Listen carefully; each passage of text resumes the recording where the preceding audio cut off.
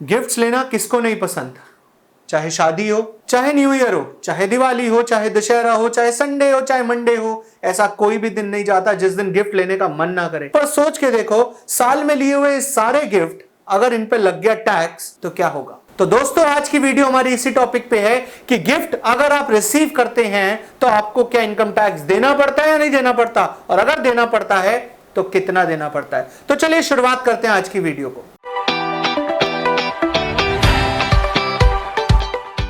नमस्कार दोस्तों, मैं सीए रोहित सेठी टैक्स फैक्टर इंडिया की इस वीडियो में आपका स्वागत करता हूं। दोस्तों, आज सबसे पहले हम डिस्कस करते हैं वो 5 इवेंट जिसके अंदर आपको गिफ्ट के ऊपर टैक्स नहीं देना पड़ेगा, यानी कि उन 5 इवेंट्स के बारे में बात करेंगे जब टैक्स नहीं देना पड़ेगा। चलिए शुरुआत करते हैं अपने सबसे पहले इवेंट से।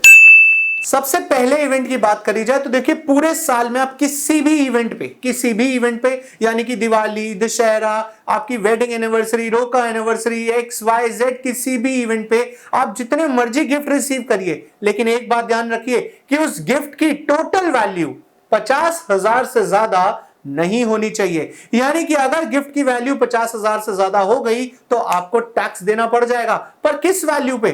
50,000 से ज्यादा हुई उस वैल्यू पे या पूरे पे?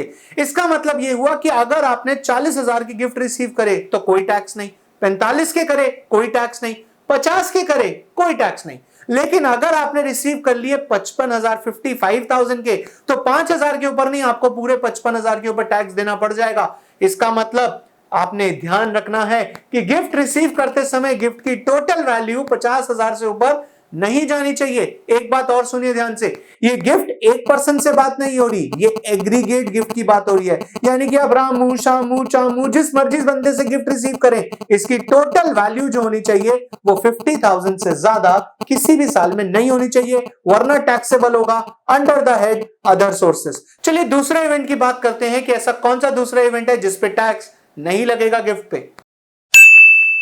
अगर हम बात करें सेकंड इवेंट की, यानी कि ऐसा कौन सा इवेंट है जिसमें हमें गिफ्ट पे टैक्स नहीं देना, तो वो है कि अगर आप पूरे साल में अपने किसी भी रिलेटिव से आप गिफ्ट रिसीव करते हैं किसी भी अमाउंट का, तो वो एग्जम्प्ट होगा इनकम टैक्स से। बट रिलेटिव की डेफिनेशन आप नहीं बताएंगे। रिलेटिव की डेफिनेशन बताई हुई है इनकम टैक्स एक्ट में, और उसको समझना थोड़ा सा ट्रिकी है। तो उसके लिए आपकी जगह मैंने खुद को रखा और समझते हैं कि रिलेटिव की डेफिनेशन में कौन कौन इंक्लूड होगा।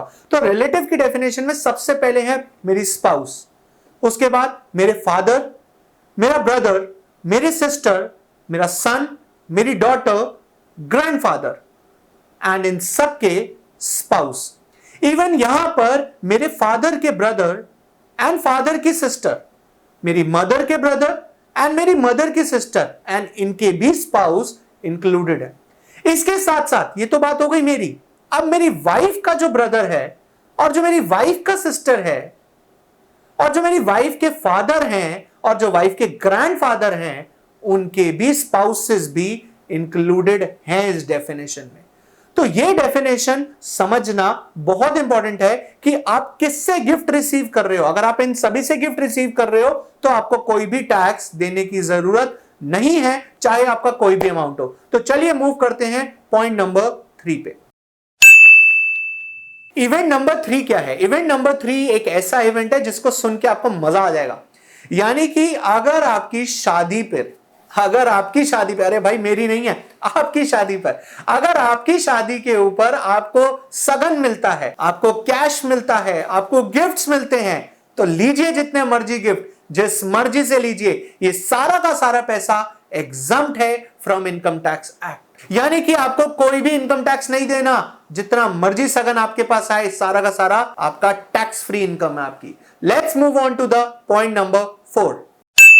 इवेंट नंबर 4 ये बात कहता है कि अगर आपको कोई भी प्रॉपर्टी, कोई भी कैश या कोई भी अमाउंट अगर आपको विरासत में यानी कि इनहेरिटेंस में मिला है, अंडर अ विल आपको कोई अमाउंट मिला है किसी की डेथ की वजह से, तो उस केस में भी आपका उस गिफ्ट के ऊपर कोई टैक्स नहीं होगा, यानी कि वो भी आपका इनकम टैक्स में एग्जम्प्ट है। Let's move on to the point number 5। Event number 5 ये बात कहता है कि अगर आपने कोई भी मूवेबल या इमूवेबल प्रॉपर्टी, कोई भी movable and immovable property purchase करी है फॉर इनएडिक्वेट कंसिडरेशन। इसका मतलब क्या हुआ? मान लेते हैं ये प्रॉपर्टी है, इस प्रॉपर्टी की वैल्यू 1 करोड़ रुपए है। स्टैंप ड्यूटी आपने 1 करोड़ के ऊपर पे करी, लेकिन आपने उसे परचेज किया सिर्फ 10 लाख रुपए में, यानी कि 90 लाख रुपीस का डिफरेंस है। तो इस 90 लाख रुपीस के डिफरेंस को गिफ्ट माना जाएगा और ये 90 लाख टैक्सेबल होगा income under the head other sources के अंदर। अब बात यह आती है कि क्या सारा का सारा टैक्सेबल होगा? तो ध्यान से समझिएगा, अगर आपके कंसिडरेशन में और स्टैंप ड्यूटी वैल्यू में 50,000 तक का डिफरेंस है फिर तो कोई बात नहीं, लेकिन अगर 50,000 से ज्यादा का डिफरेंस है फिर तो ये टैक्सेबल होगा और पूरा अमाउंट टैक्सेबल होगा। तो दोस्तों आज की वीडियो में हमने डिस्कस करे वो 5 पॉइंट जहां पर गिफ्ट टैक्सेबल होता है या नहीं होता है। उम्मीद करता हूं कि ये वीडियो आपको इंफॉर्मेटिव लगी होगी और आप अपने सभी दोस्तों से, अपने रिलेटिव से शेयर करोगे कि ताकि वो आपको ज्यादा से ज्यादा गिफ्ट्स दें। और हां, टैक्स का ध्यान जरूर रखना। मिलते हैं अपनी नेक्स्ट वीडियो में, लेकिन अगर आपने इस चैनल को अभी तक सब्सक्राइब नहीं किया तो पहले सब्सक्राइब कर लीजिए। Bye bye.